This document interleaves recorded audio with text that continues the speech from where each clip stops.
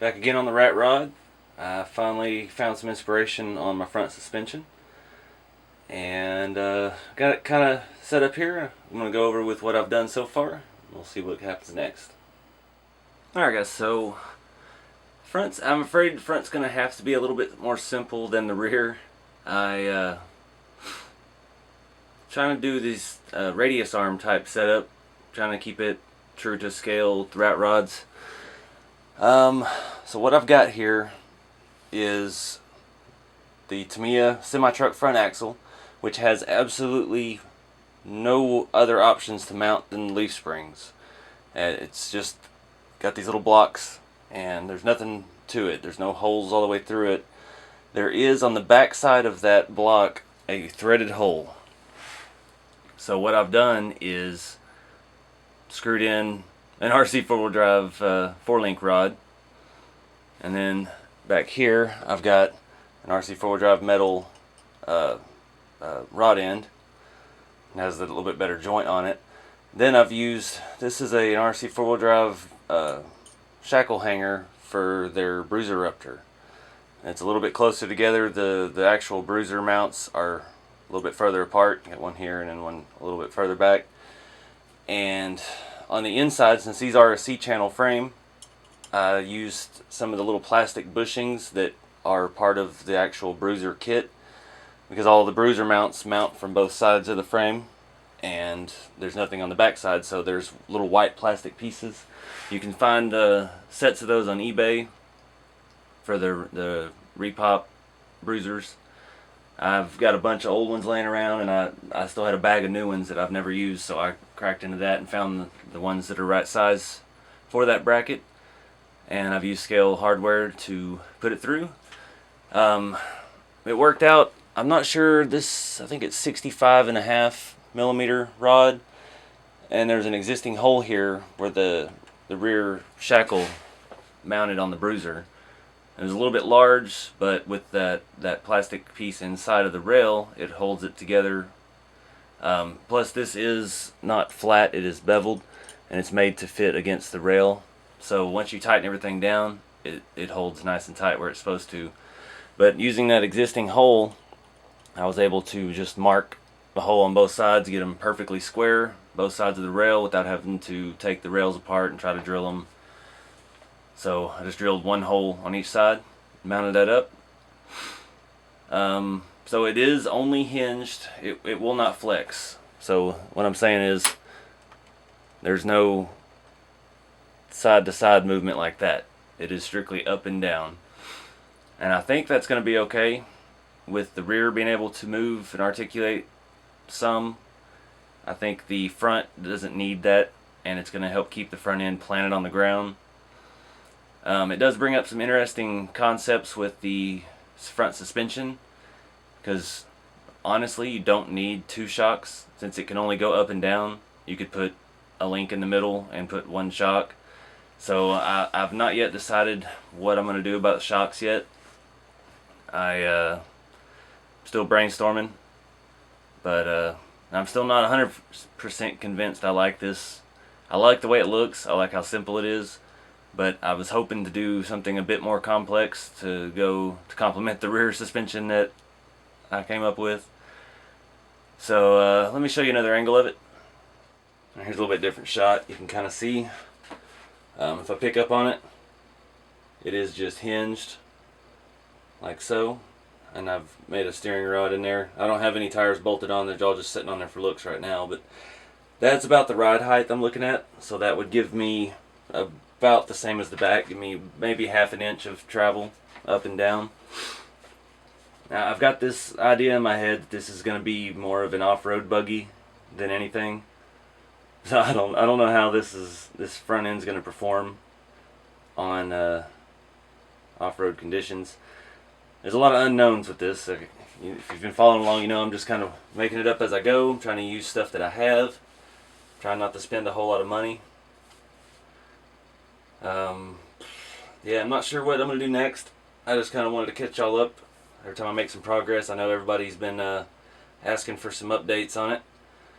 I've been sitting here thinking about this for over a week now, almost 2 weeks actually, trying to figure out how to hang this axle. See, the problem is my other option. Let me bring you around the side a little bit. My other option was to do another, like a triangulated 4-link, but given there's no mounting points on that axle, I would have to, and this is aluminum axle, so I can't braze to it like I was planning. I have to come up with some kind of mount that clamps in like the leaf spring.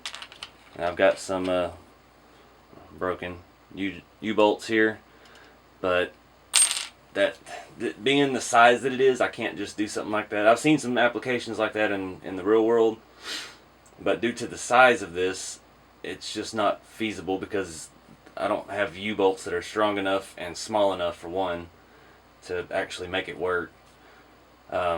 Short of using some kind of baling wire and just wrapping around to hold the links to it. It's just kind of sketchy. I didn't want to go that far. I want this to be functional. I want to be able to jump it and it not fall apart. I'm not saying I'm going to take it out on a short course track or anything, but you know, I want to have some fun with it. So I'm thinking this is my best bet. Otherwise, I'm going to have to try to braze a metal mount that kind of wraps around the axle and screws into the hole in the back, and then that will give me more mounting points. But my original idea was, I was in my head, this is like a rat rod sitting on the ground. There's going to be no ground clearance, but it hasn't turned out like that, and I think that's mainly due to the size of the components. Being this is roughly 1/8 scale, there's just not stuff small enough, functional stuff small enough to make it look like what I imagined. Because my original idea was that I was going to have to widen the axle so these blocks were outside of the frame rail, because right now they're perfectly parallel with the frame rail. Just like your crawler has the leaf mounts, like your Trail Finder 2 axles, are right under the frame, so your leaf spring can stay parallel with the rails. So what finally occurred to me was that it's not going to be as low as I was hoping, so I can use a shackle type mount and keep my rods and stuff underneath parallel with the chassis. So that's where I'm at right now, and it still, this doesn't hang down past the lowest point on the frame, so it's not hanging down kind of clunky, going to catch on stuff. Still might a little bit just because of the shape of it, but I don't think it's going to be that big of a deal. Like I said, this isn't going to be a bomber or a short course. It's not Slash or anything, but I just want something to get out and do some silly stuff with and make some more videos for you guys.